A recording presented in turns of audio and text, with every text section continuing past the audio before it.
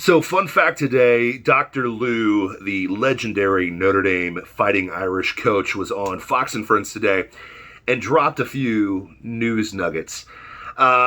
Recently, a survey had just come out of the most offensive mascots in college football. And my beloved Notre Dame, go Fighting Irish, hit number 4 on that list, behind famous colleges like Florida State, which happens to be the Seminoles, San Diego State, which is the Aztecs, because, it's super offensive to name your team after a people that don't exist anymore, and Hawaii's mascot as well, even though he's beloved on the rock. But obviously, Florida State, Seminoles, for the woke crowd, is very offensive, except for the Seminole Nation here in the great state of Florida that loves their Florida State Seminoles. Now, the Irish obviously are offensive to whatever Irish person that's out there that would be offended by it.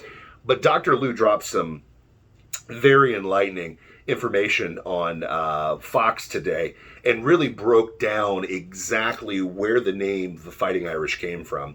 Ironically, it came from an incident in 1920 where the KKK had actually showed up and rallied in South Bend, Indiana. And the students literally went down to the downtown area where the KKK had met to confront them and fight them. And the next day's headline was, they called them the Fighting Irish.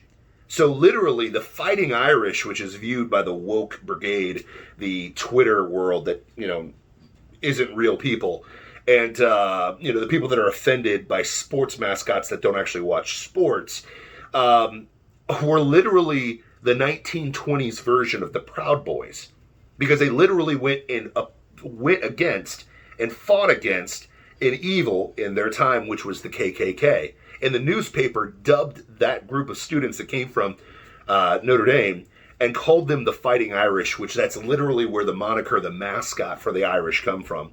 So, ironically, this is why we have to pay attention to our history. I didn't even know that until today, and I'm a huge avid Fighting Irish fan. I didn't even know that's where it came from. But I love that mascot even more now that the Fighting Irish is a representation of fighting against the KKK, which is a very radical idea if you think about it back in the 1920s. But guess what? Like most things, we don't pay attention to our history, and I'm super glad that Dr. Lou Holtz, dropped some knowledge and exposed